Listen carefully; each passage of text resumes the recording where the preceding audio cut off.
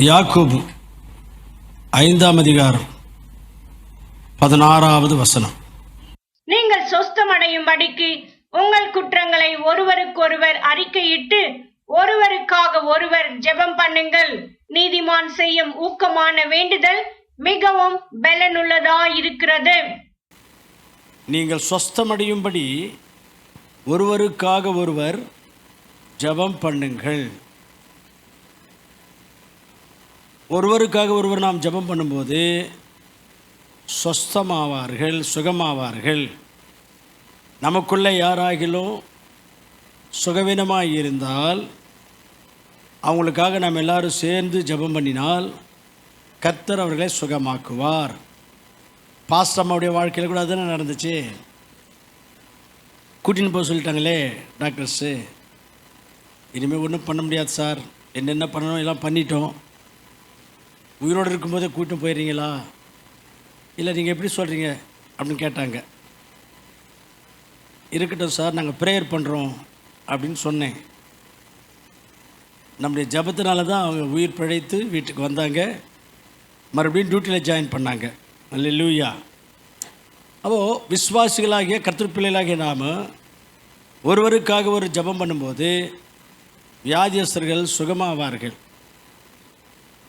இந்த ஒருவருக்காக ஒருவர் ஒருவருக்காக ஒருவர் என்கிற விஷயம் பைபிளில் ஒரு 40 இடத்துல இருக்குது. நாம் எல்லாரும் ஒருவருக்காக ஒருவர் ஜபம் பண்ணுறது மட்டும் இல்லை, இன்னும் நிறைய விஷயங்கள் ஒருவருக்காக ஒருவர் நம்ம செய்யணும். இதுபோல் நம்ம சபையில் உள்ள கர்த்தர் பிள்ளைகள் எந்த பிரச்சனையில், எந்த கஷ்டத்தில், எந்த துன்பத்தில், எந்த போராட்டத்தில் இருந்தாலும் நாம் ஒருவருக்காக ஒருவர் ஜெபம் பண்ணணும். அந்த ஜெபத்தின் மூலமாக கர்த்தர் பெரிய காரியங்களை செய்வார். கஷ்டத்தில் இருந்தால் விடுதலை ஆக்குவார், வீட்டில் பிரச்சனைகள் இருந்தால் அதை தீர்த்து வைப்பார், வியாதியில் இருந்தால் சுகமாக்குவார், வேறு ஏதாகிலும் போராட்டத்தில் இருந்தால் வெற்றியை தருவார். நம்முடைய ப்ரேயர்ஸ் அவங்களுக்கு சப்போர்ட்டாக இருக்கணும். அப்பொழுது கர்த்தர் பெரிய காரியங்களை செய்வார்.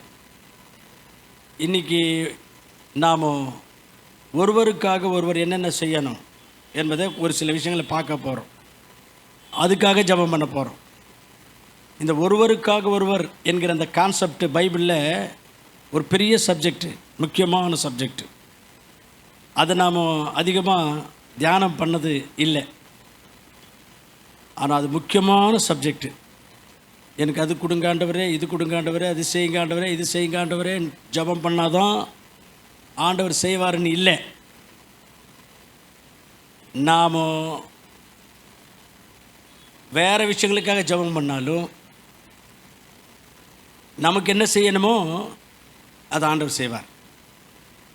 ஆனால் நாம் செய்கிற ஜெபம் ஆண்டவருக்கு உகந்த ஜெபமாக இருக்கணும், வசனத்தின்படி ஏறெடுக்கிற ஜெபமாக இருக்கணும்.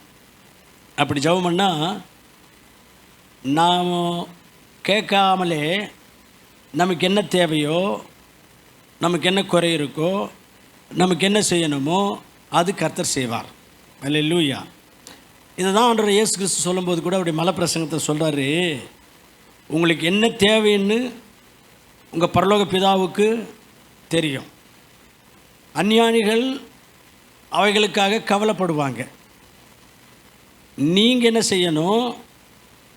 முதலாவது தேவனுடைய ராஜ்யத்தை தேடுங்க, அவருடைய நீதியை தேடுங்க, இவைகள் எல்லாம் உங்களுக்கு கூடவே கொடுக்கப்படும். அப்போ உங்களுக்கு என்னென்ன தேவையோ அதுக்காக நீங்கள் ஜெபம் பண்ணாவிட்டாலும் ஆண்டவர் கொடுக்குறேன்றார். எப்போ கொடுக்குறாராம்?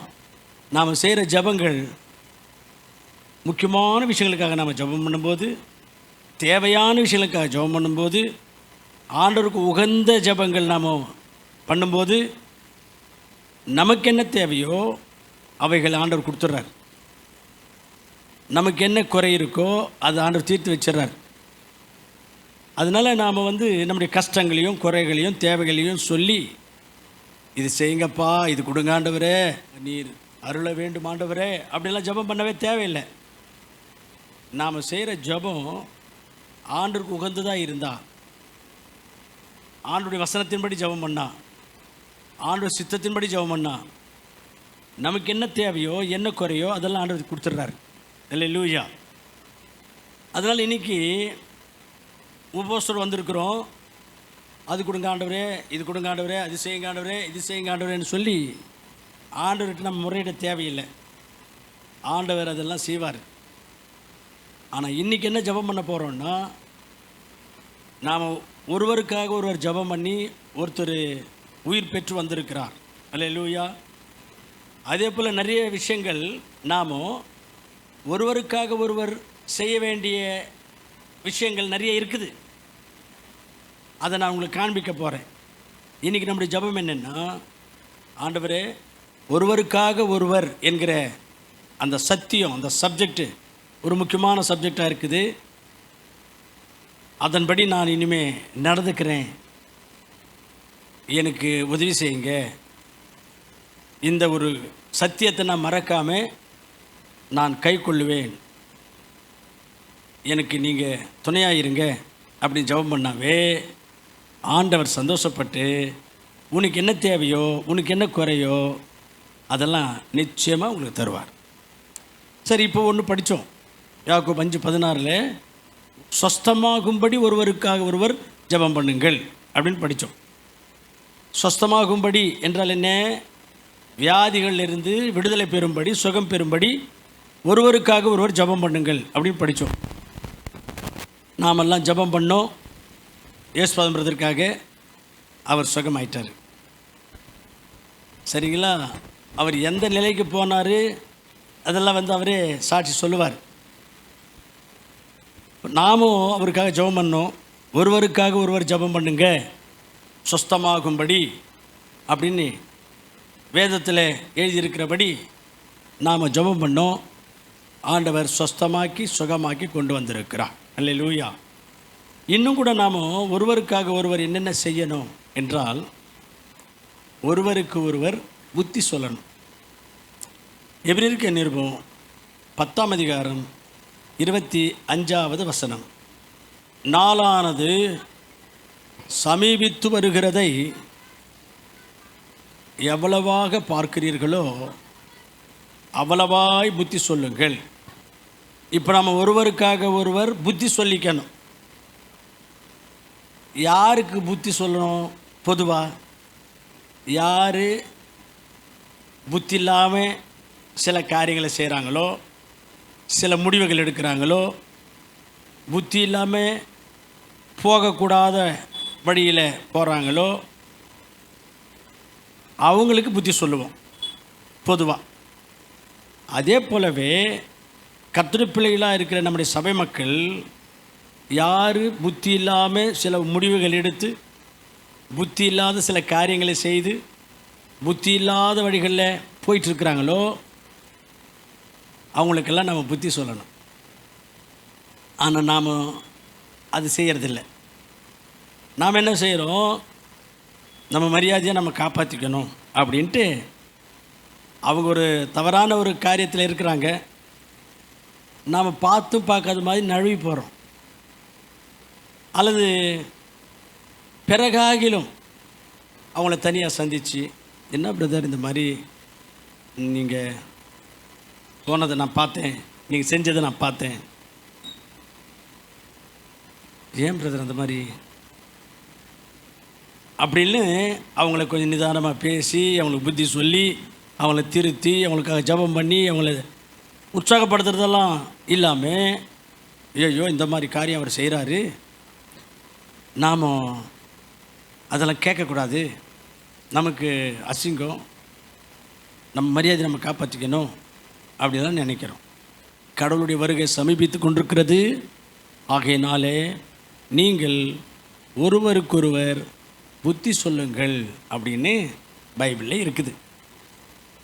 இப்போ நீங்கள் யோசிக்கணும், அந்த மாதிரி தவறான வழிகளில் போகிற பெரியவங்களாக இருக்கட்டும், வாலிப பிள்ளைகளாக இருக்கட்டும், உங்கள் நண்பர்களாக இருக்கட்டும், சக விசுவாசிகளாக இருக்கட்டும், நீங்கள் புத்தி சொல்லிட்டு இருக்கிறீங்களா கண்டுக்காமல் போகிறீங்களா? உங்களுக்கே தெரியும், உங்கள் மனசாட்சிக்கு தெரியும். இல்லை நான் அவங்களுக்காகலாம் ஜெபம் பண்ணிட்டு தான் நான் இருக்கிறேன் அப்படின்றீங்க. ஜெபம் பண்ணுறது இருந்தாலும் இங்கே வசனம் என்ன சொல்லுது? புத்தி சொல்லுங்கன்னு சொல்லுது. நீங்கள் அவங்களுக்காக ஜெபம் பண்ணுறீங்க, ஆனால் புத்தி சொல்லுங்க அப்படின்னு இருக்குது. அப்போ நீங்கள் அவங்களுக்கு நண்பர்களாக இருந்தால், உங்கள் மேலே ஒரு மதிப்பு அவங்களுக்கு இருந்தால், நீங்கள் அவங்களுக்கு புத்தி சொல்லணும், அவங்கள திருத்தறதுக்கு முயற்சி எடுக்கணும். அதுதான் பைபிள் சொல்லுது. அதனால் இது வரைக்கும் நீங்கள் அதை மாதிரி செய்யலைன்னா இன்றைக்கி கடவுளிடத்தில் ஜெபம் பண்ண போகிறீங்க. ஆண்டவரே, இன்னார் இந்த மாதிரி புத்தி கெட்டுத்தனமாக செய்கிறாங்க, நடக்கிறாங்க, போகிறாங்க, பேசுகிறாங்க, முடிவெடுத்துருக்குறாங்க, எனக்கு தெரியும். ஆனாலும் நான் அதை பற்றியெல்லாம் கேர் பண்ணாமல் என் பாட்டுக்கு நான் போயின்னு இருக்கிறேன், புத்தி சொல்லலை, என்னை மன்னிச்சிருங்க ஆண்டவரே அப்படின்னு மன்னிப்பு கேட்டு ஆண்டவரிடத்தில் இன்றைக்கி நீங்கள் ஜெபம் பண்ணணும். ஏன்னா இந்த வசனத்தை நீங்கள் கை கொள்ளலைல்ல, அப்போ மன்னிப்பு கேட்கணுமா இல்லையா? மன்னிப்பு கேட்டு ஜெபம் பண்ணிக்கணும். அடுத்தது ஒருவருக்காக ஒருவர் அப்படின்ற அந்த சீரீஸில் ஒருவருடைய பாரத்தை ஒருவர் சுமக்க வேண்டும் அப்படின்னு வசனம். கலாத்தியர் 6ஆம் அதிகாரம் 2வது வசனம். ஒருவர் பாரத்தை ஒருவர் சுமந்து இப்படியே கிறிஸ்துவனுடைய பிரமாணத்தை நிறைவேற்றுங்கள். ஒருவர் பாரத்தை ஒருவர் சுமக்க வேண்டும். ஒருவர் பாரத்தை ஒருவர் சுமக்க வேண்டும் என்றால் என்ன? பாரம் என்றால் கஷ்டங்கள், பாரம் என்றால் அவங்களுக்குள்ளே இருக்கிற கவலைகள். மற்றவங்க கவலைப்படும்போது அவங்கள அப்படியே விட்டுறக்கூடாது, கஷ்டத்தில் இருக்கும்போது அப்படியே விட்டுறக்கூடாது. பண கஷ்டம், பொருளாதார விஷயத்தில் கஷ்டப்படுறாங்களா, அப்படியே பார்த்தும் பார்க்காத மாதிரி இருக்கக்கூடாது. தேவைகள் இருக்கிறாங்க, வறுமையில் இருக்கிறாங்க, அப்படியே விட்டுறக்கூடாது. நமக்கு ஆண்டவர் சொல்கிற காரியம் என்னென்னா, ஒருவர் பாரத்தை ஒருவர் சுமக்கணும். அப்போ என்ன? கஷ்டத்தில் இருக்கிற நம்முடைய சகோதரர்கள் சகோதரிகளுக்கு நம்மால் இயன்ற உதவிகள் செய்யணும், நம்மால் முடிஞ்ச உதவிகள் செய்யணும். அது மட்டுமல்ல, அவங்களுக்கு உடம்பு சுகமில்லை, ஹாஸ்பிட்டல் கூட்டின்னு போகிறதுக்கு ஒருவேளை ஆள் இல்லை, அல்லது ஹாஸ்பிட்டலில் சிஎம்சி ஹாஸ்பிட்டல் அது பெரிய ஹாஸ்பிட்டல், அந்த ஹாஸ்பிட்டலுக்கு அவங்க வந்தாலும் அவங்களுக்கு எந்தெந்த டிபார்ட்மெண்ட் எங்கே இருக்குதுன்னு அவருக்கு தெரியாது, அவங்க ரொம்ப கஷ்டப்பட வேண்டியிருக்கும். அப்போ நம்ம என்ன சொல்லணும்? அந்த பாரத்தை நாம் கொஞ்சம் சுமக்கணும். எப்படி? பிரதர், நீங்கள் வாங்க சிஎம்சிக்கு, நான் உங்கள் கூட வர்றேன், உங்களுக்கு சிஎம்சியில் காண்பிக்கிறேன், உங்களுக்கு இருக்கிற இந்த பிரச்சனை அதிகமாகிடுச்சுனாக்கா உயிருக்கே ஆபத்து வந்துடும் பிரதர், நான் உங்கள் கூட வரேன் பிரதர் அப்படின்னு நம்ம சொல்லணும். அவங்க சொல்லுவாங்க, ஐயோ அந்த சிஎம்சியில் எந்த டிபார்ட்மெண்ட் எங்கே இருக்குது எனக்கு தெரியாது, காலையில் போனால் சாயந்தரம் வரைக்கும் அங்கே அலையணும், அங்கே சீக்கிரமாக முடியாது அப்படின்னு அவங்க சொல்லுவாங்க. அப்போ நீங்கள் என்ன சொல்லணும்? நான் இருக்கிறேன், வாங்க பிரதர், நான் அங்கே தானே வேலை செய்கிறேன், அல்லது எனக்கு சிஎம்சி நல்லா அத்துப்படியாக தெரியும், நான் இருக்கிறேன் வாங்க அப்படின்ட்டு அவங்களுக்கு சிஎம்சியில் வைத்தியம் பண்ணிக்கு வர்றதுக்கு உதவி செய்வீங்கன்னு சொன்னால், அல்லது ஒரு ஹாஸ்பிட்டல் கொண்டு போகிறதுக்கு ஆள் இல்லை அவங்களுக்கு வீட்டில், நீங்கள் அவங்களோட கூட போய், உங்களுக்கு சொந்தமில்லை பந்தமில்லை, ஆனால் கர்த்தருடைய சபைக்கு வர்றவங்களாக இருக்கிறாங்க, உன்னுடைய உடன் விசுவாசி, அவங்களோடு கூட நீ ஹாஸ்பிட்டலுக்கு போயிட்டு நான் வர்றேன் வாங்கன்னு சொல்லிவிட்டு ட்ரீட்மெண்ட் பண்ணுறதுக்கு உதவி செய்வீங்கன்னு சொன்னால், அப்போ நீங்கள் என்ன செய்கிறீங்க? அவங்களுடைய பாரத்தை நீங்கள் சுமந்துக்கிறீங்க, பகிர்ந்து கொள்கிறீங்க, அவங்களுடைய பாரத்தை நீங்கள் பகிர்ந்து கொள்கிறீங்க. பைபிள் என்ன சொல்லுது? கலாத்தியர் 6:2 வாசிங்க மறுபடியும். ஒருவருடைய பாரத்தை ஒருவர் சுமக்க வேண்டும் அப்படின்னு இருக்குது. சரிங்களா? இதெல்லாம் செய்யணும். இதெல்லாம் அடிப்படையாக நம்ம செய்ய வேண்டிய விஷயங்கள். ஒரு வசனத்தில் நீ காண்கிற உன்னுடைய சகோதரனை நீ நேசிக்காவிட்டால் காணாத கடவுளை நீ என்ன நேசிப்ப? கடவுள் மேலே எனக்கு அன்பு, பாசம், வைராக்கியம் அப்படின்னு சொல்கிற. நீ காண்கிற சகோதரனுடைய பாரத்தை நீ சுமக்க மாட்டேன்ற, ஒரு பொருளுதவி செய்ய மாட்டேன்ற, அல்லது அவங்களுக்கு தேவையாக இருக்கிற உதவியற்ற நிலைமையில் இருக்கிற, சகாயம் பண்ணுவார் இல்லாத நிலைமையில் இருக்கிறப்போ நீ செய்ய முடிஞ்சும் நீ செய்யாமல் இருக்கிற. அப்புறம் காண்கிற சகோதரனை நீ நேசிக்காமல் காணாத கடவுளை நீ என்ன நேசிப்ப? அதனால் பிரியமானவர்களே, நாம் ஒருவருடைய பாரத்தை ஒருவர் சுமக்கிறவர்களாய் இருக்க வேண்டும். இப்போ 4வது எபேசியருக்கு நிருபம் 4ஆம் அதிகாரம் 32வது வசனம். ஒருவருக்கு ஒருவர் தயவாயும் மன உருக்கமாயும் இருந்து தேவன் உங்களுக்கு மன்னித்தது போல நீங்களும் ஒருவருக்கொருவர் மன்னியுங்கள். ஒருவரை ஒருவர் மன்னியுங்கள். இது ரொம்ப முக்கியமான விஷயம். கிறிஸ்து உங்களுக்கு மன்னித்தது போல நீங்களும் மற்றவங்கள மன்னியுங்க. இன்னும் கூட ஏசாமி சொல்லும்போது சொல்கிறார் மலை பிரசங்கத்தில், நீங்கள் மற்றவங்களுடைய குற்றங்களை மன்னிக்காவிட்டால் ஆண்டவர் உங்களுடைய குற்றங்களை மன்னிக்க மாட்டார் அப்படின்னு இருக்குது. அதனால் நமக்கு அந்த மன்னிக்கிற சுபாவம், குணம் நமக்குள்ளே நம்ம வளர்த்து கொள்ள வேண்டும். நம்ம மன்னிக்காவிட்டால் ஆண்டவர் நம்மை மன்னிக்க மாட்டார் என்று இங்கே வாசிக்கிறோம். ஒரு குடும்பத்தில், நாம் குடும்பத்தில் 3 பேர் தான் இருப்பாங்க அந்த வீட்டில், அல்லது 4 பேர் இருப்பாங்க. வாரத்தில் 2-3 நாளாவது பிரச்சனை பண்ணிக்குவாங்க. ஒருத்தருக்கு விரோதமாக ஒருத்தர் ஏதாகிலும் பேசுறது, செய்கிறது, ஏதாவது ஒரு நடக்கும். அப்படி இருக்கும்போது நம்முடைய சபையில் கிட்டத்தட்ட 400லேருந்து 500 வரைக்கும் சபை மக்கள் இருக்கிறாங்க. நமக்குள்ள யாரும் நமக்கு விரோதமாக பேசாமல் இருப்பாங்களா? எந்த தவறும் நமக்கு விரோதமாக செய்யாமல் இருக்க முடியுமா? தெரிஞ்சோ தெரியாமலோ ஏதாவது ஒன்று நடக்கும். தெரிஞ்சோ தெரியாமலோ பேசுவாங்க, தெரிஞ்சோ தெரியாமலோ செய்வாங்க. அந்த நேரத்தில் நாம் சாதிக்கணும் அப்படின்னு நினைக்கக்கூடாது. மன்னிக்கணும். நாம் மன்னிக்கணும். அதை நம்ம சாதித்து அதை அப்படியே மனசில் வச்சுக்கிட்டு பதிலுக்கு பதில் செய்கிறது கர்த்தருடைய பிள்ளைகளுடைய குணம் அல்ல, கர்த்தருடைய பிள்ளைகளுடைய சுபாவம் அல்ல. மன்னிக்கணும். ஆகவே ஒருவருக்கொருவர் மன்னியுங்கள் அப்படின்னு வாசிக்கிறோம். அடுத்ததாக 1 யோவான் 3ஆம் அதிகாரம் 11வது வசனம். நாம் ஒருவரில் ஒருவர் அன்பு கூற வேண்டும். ஒருவரில் ஒருவர் அன்பு கூற வேண்டும். அன்புக்கு அடையாளம் என்னென்ன? அன்புக்கு அடையாளம், ஒருத்தர் மேலே ஒருத்தர் அன்பாக இருக்கிறாருன்னு சொன்னால் அவருக்கு இவங்களால் என்ன கொடுக்க முடியுமோ, என்ன தேவையில் இருக்கிறாங்களோ அதை கொடுப்பாங்க. அதுதான் இங்கிலீஷில் அந்த வார்த்தை நோ லவ்விங் வித்தவுட் கிவிங் அப்படின்ட்டு. ஆண்டவர் நம்மை நேசித்து தன்னுடைய ஒரே பேரான குமாரனை நமக்காக தந்தருளினார் அப்படின்னு யோவான் 3:16 வாசிக்கிறோம்.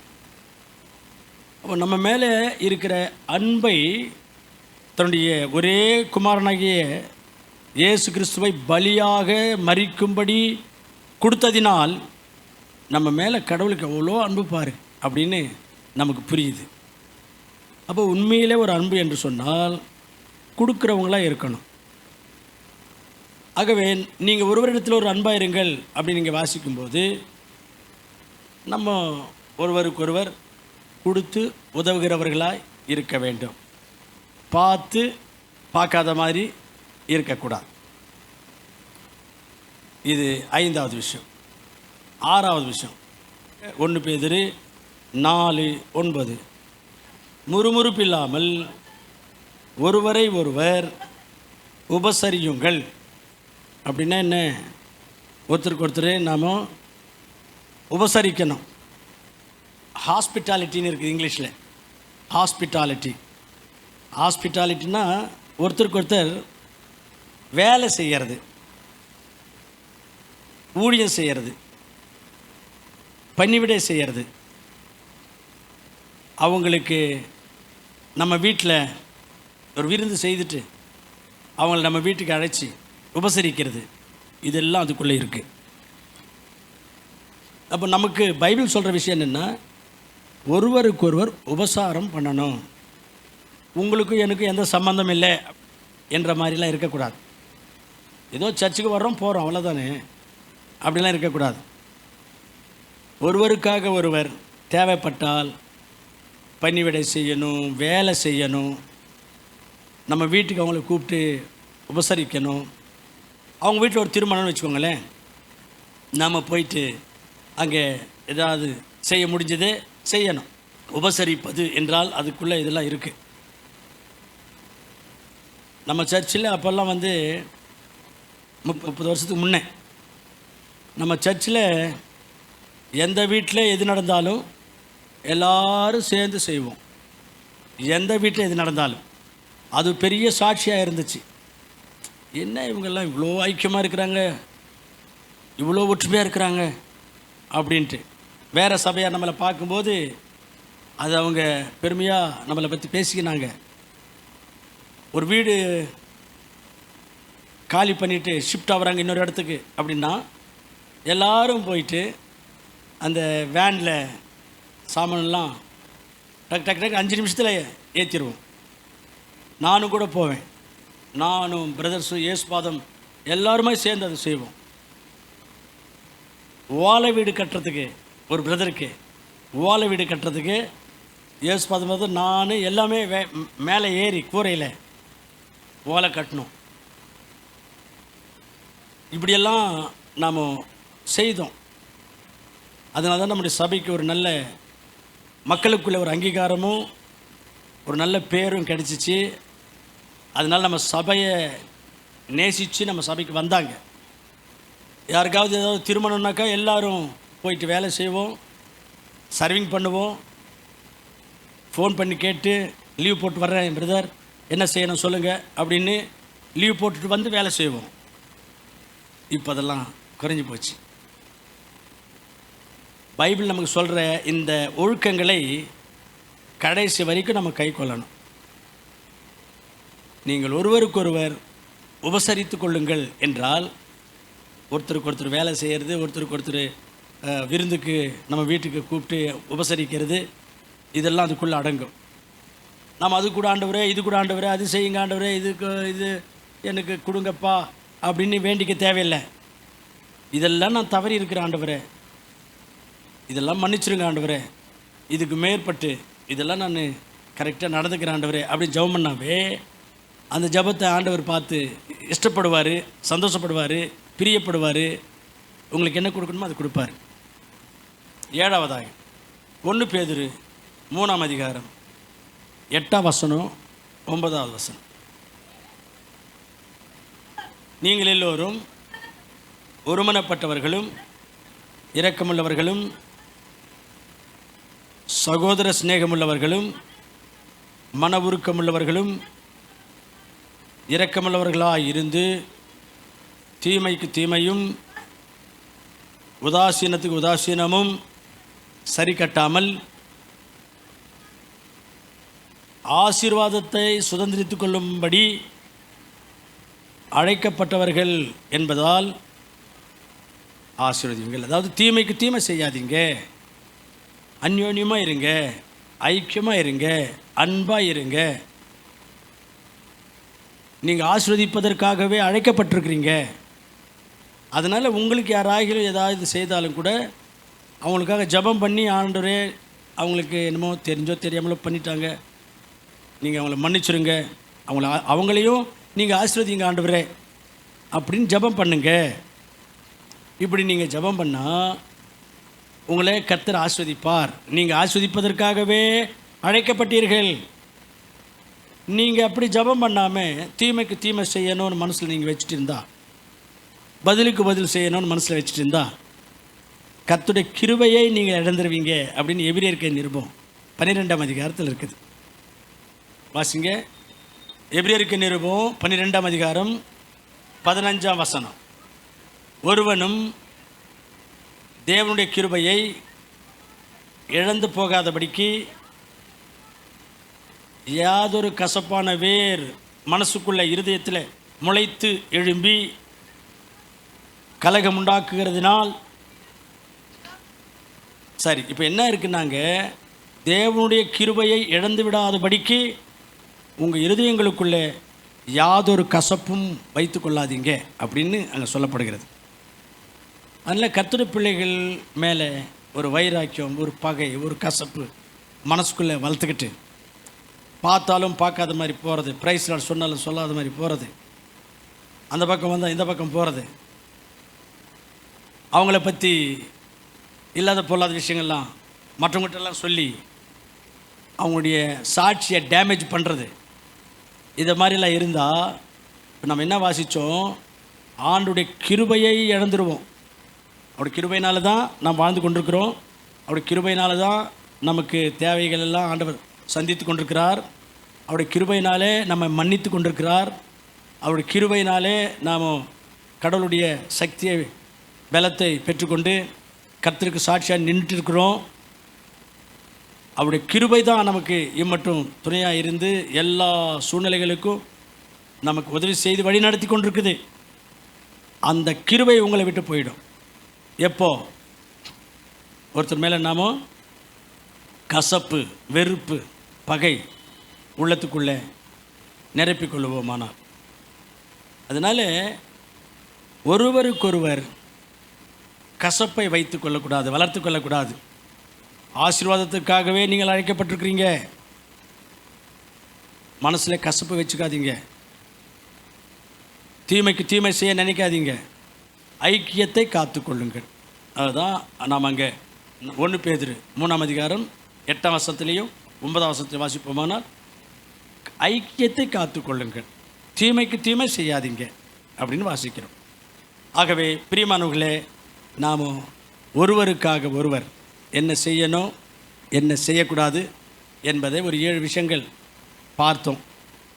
எந்தெந்த விஷயத்தில் நீங்கள் கரெக்டாக இருக்கிறீங்க, எந்தெந்த விஷயத்தில் இன்னும் கரெக்ட் ஆகலை, உங்களுக்கு திருந்த வேண்டியிருக்குது, அதெல்லாம் திருந்தி வருந்தி ஜெபம் பண்ணி தீர்மானம் எடுங்க. அதுதான் தேவனுடைய நீதி. முதலாவது தேவனுடைய நீதியை தேடுங்கள், உங்களுக்கு தேவையானவைகளெல்லாம் கர்த்தர் கூடவே கொடுப்பார் அப்படின்னு எழுதியிருக்குது. இதுக்காக நீங்கள் ஜெபம் பண்ணுங்கள்.